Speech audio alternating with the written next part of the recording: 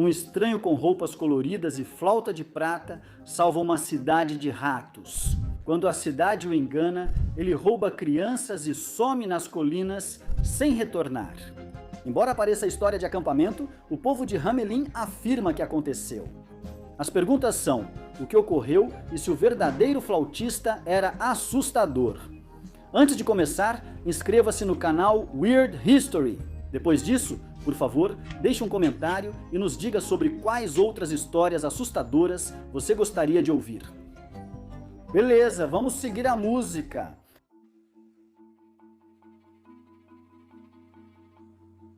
Todos conhecemos o básico. Na Idade Média, Hamelin enfrenta uma invasão de ratos e um flautista misterioso com roupas coloridas se oferece para ajudar. Ele toca flauta e os ratos o seguem até o rio Weser, onde se afogam. Mas o povo de Hamelin se recusa a pagar, então ele volta na festa de João e Paulo, os santos, não os Beatles. Ele toca a flauta novamente, e dessa vez todas as crianças de Hamelin o seguem para fora da cidade e desaparecem para sempre. As versões variam no final, mas flautista de Hamelin virou uma abreviação para líderes carismáticos como Kahneman, líderes de seitas, políticos ou até Taylor Swift. Você entendeu? Muitos associam isso ao ditado pagar o flautista, mas estudiosos apontam que essa frase é provavelmente uma abreviação de quem paga o flautista escolhe a música. Há várias versões desse conto. Goethe mencionou isso em um poema inacabado de 1803, retratando o flautista como um ser sobrenatural. Os irmãos Grimm, ao coletar contos alemães no século XIX, fizeram da história uma fábula moral sobre a ingratidão de uma comunidade punida com a perda das crianças. Em 1842, Robert Browning transformou O Flautista de Hamelin em um conto infantil vitoriano rimado, pois as crianças da época pareciam ser bem duronas. Desde então, o flautista saiu do folclore. Pintores como Kate Greenaway ilustraram para livros infantis. Compositores criaram óperas e balés. No século XX, cineastas o reinventaram como herói anti-establishment ou proto-astro do rock. E os Looney Tunes como qualquer coisa imaginável. De Porky Pig a Frajola, o tom da história foi de cômico a trágico, mas seu apelo segue universal. Cada época projeta seus medos nele. Na peste, era arauto da morte. Na industrialização, preço do progresso. Na era da mídia de massa, virou alerta sobre a idolatria cega de celebridades. Em O Flautista de Guadalupe, ele contrapôs Speedy Gonzales, o rato mais rápido do México. Ainda assim, atrás de cada recontagem, um detalhe inquietante persiste. Hamelin afirma ser real. Por séculos, ela registrou o dia em que nossas crianças partiram. Essa nota cívica transforma um conto de fadas em um mistério histórico assustador.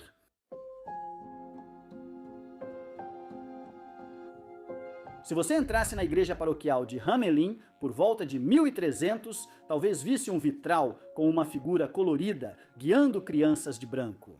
O vitral, perdido no século XVII, foi descrito e copiado antes de quebrar. Uma reconstrução moderna existe até hoje. Essa imagem assustadora faz historiadores acreditarem que a lenda relembra uma tragédia fora da igreja. A cidade preservou a data.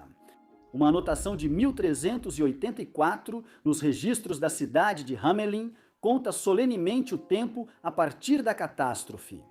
100 anos se passaram desde que nossas crianças partiram. Essa frase mostra que a memória era cívica, não só literária. Ainda é possível tocar a história na pedra.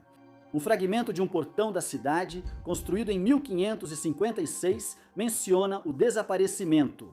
Inscrição do século XVII na Rattenfanga House, Casa do Caçador de Ratos, na Bunglosenstrasse. Reconto básico com uma data precisa. 26 de junho de 1284.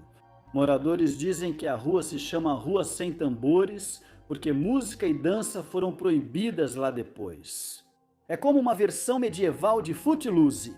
Há também um dos primeiros relatos, o manuscrito de Lüneburg, do século XV, que traz o essencial.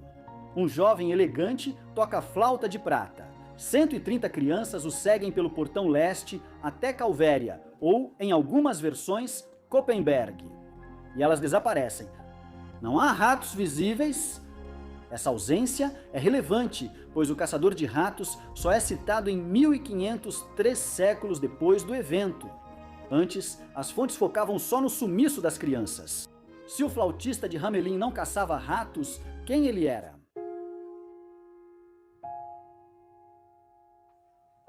Dado quão raro é um exterminador descontente roubar todos os filhos de uma cidade, é natural questionar o que ocorria ali. Historiadores e folcloristas já sugeriram várias explicações. Uma teoria antiga é que a história reflete uma tragédia real, talvez uma epidemia, afogamento ou deslizamento de terra que tenha dizimado muitas das crianças de Hamelin. Na Europa medieval, as pessoas gostavam de personificar coisas. Catástrofe e morte eram vistas como um flautista guiando vítimas na dança macabra. Assim, o flautista representa uma alegoria da mortalidade, não uma pessoa real. Se uma praga ou enchente matasse uma geração, uma figura guiando-os embora traria simbolismo e consolo.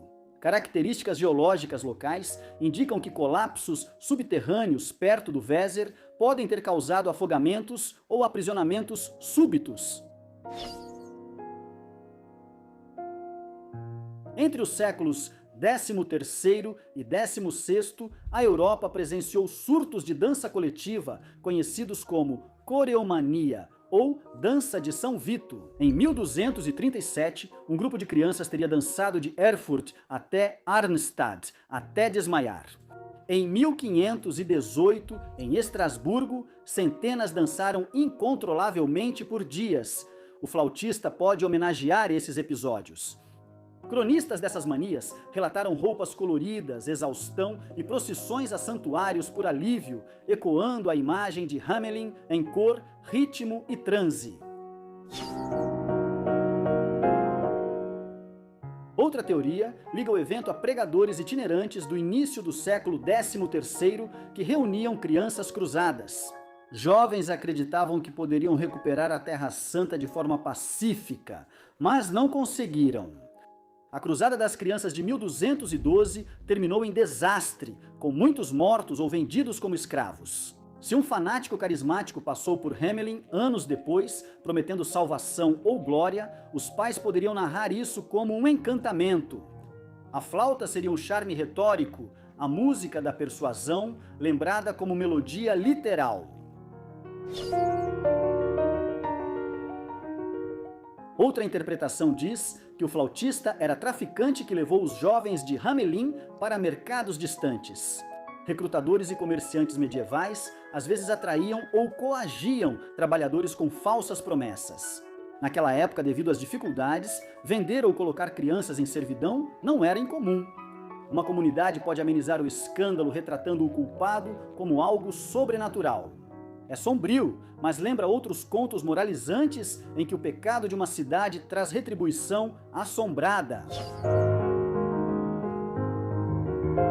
A teoria mais macabra sugerida por William Manchester é que a lenda escondia assassinatos ou sequestros de crianças cometidos por um predador, não por um monstro. Arnold Schwarzenegger lutou nos filmes. A humanidade muito real sem aplicação da lei organizada. Cidades às vezes transformam crimes em mitos do mal, e o carisma mágico do flautista vira o magnetismo de um psicopata. Sem evidências medievais, mas como estudo da psicologia do folclore, é impactante. Transformar o trauma em alegoria permitiu que a cidade lamentasse sem encarar o verdadeiro horror. Essas explicações são razoáveis, mas a maioria dos historiadores acredita que ocorreu algo diferente. Para entender as crianças de Hamelin, traduza para a linguagem medieval. Crianças da cidade costuma indicar moradores, não crianças de fato. Na Alemanha do século XIII, os filhos mais novos tinham poucas perspectivas devido ao majorato que dava a herança ao primogênito. A maioria, ou todos os irmãos mais novos, geralmente tinha que esperar que surgisse uma oportunidade. E essa oportunidade chegou com Austsiedlung, a expansão alemã para o leste, após mudanças militares importantes nos anos 1200, abriu terras ao sul do Báltico. Os nobres buscavam colonos para desmatar, fundar cidades, trabalhar em moinhos e realizar tarefas que eles não fariam. Entra em cena os Loketers. Intermediários elegantes recrutavam colonos pelo Sacro Império Romano-Germânico e lideravam caravanas para Brandemburgo, Pomerânia, Silésia e Transilvânia. Se você tem 18 a 25 anos e está sem dinheiro em Hamelin, um organizador persuasivo, prometendo terra e recomeço, era ligado a um chapéu e um livro de registros. A semelhança com a lenda é impressionante. Um jovem elegante chega, sem a música, mas é um negociador persuasivo que atrai o público que deseja. Os jovens solteiros da cidade saem pelo portão leste, em direção às colinas e além, enquanto os pais devastados eternizam a data para sempre. Com o tempo, contadores de histórias adicionam ratos, vingança e uma lição sobre promessas. O recrutador vira uma figura sobrenatural com flauta. A memória local e a onomástica revelam que estudiosos rastrearam sobrenomes medievais de Hamelin para o leste até Uckermark, Pomerânia e vilarejos vizinhos da Westfália. Bivorungen tem nomes de lugares semelhantes, como Bevelingen e Bervingen, avançando em direção à Polônia moderna. Esse é o caminho esperado se um grupo tivesse fundado ou reforçado novos assentamentos. Há também um eco plausível na Transilvânia.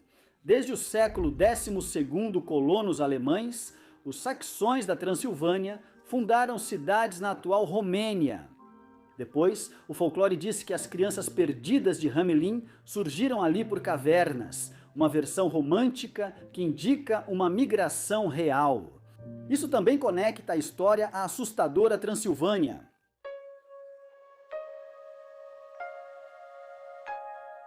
O flautista de verdade era assustador? Se fosse um pai em Hamelin, com certeza. No verão de 1284, seus filhos e filhas, provavelmente jovens, seguiram um recrutador e nunca mais voltaram. Por salários, terras ou salvação, não voltaram para casa. Para o público posterior, a história precisava de um vilão contra quem você pudesse protestar. O discurso persuasivo do agente virou um feitiço, sua ajuda de custo, uma flauta, e a jornada para o leste, um desaparecimento. Os ratos foram acrescentados. Séculos depois, o que os contadores de histórias chamam de tempero, dramático, memorável e não original do prato. Isso não significa que as outras teorias sejam descartáveis. A Europa medieval teve frenesis de dança, recrutadores de cruzadas e deslizamentos de terra, mas o modelo de emigração explica os memoriais cívicos. A datação precisa, o perfil etário das crianças da cidade e as pistas para o leste, além dos nomes e lugares. Isso explica por que textos antigos não citam pragas. O trauma foi causado por humanos, não por roedores, tornando o verdadeiro flautista assustador. Não como feiticeiro, mas como vendedor, alguém que chegava à cidade e convencia jovens a partirem para sempre. Esse é o tipo de influência que assombra um lugar por séculos. O que você acha? Em qual teoria acredita? Comente abaixo. Confira também outros vídeos da Weird History.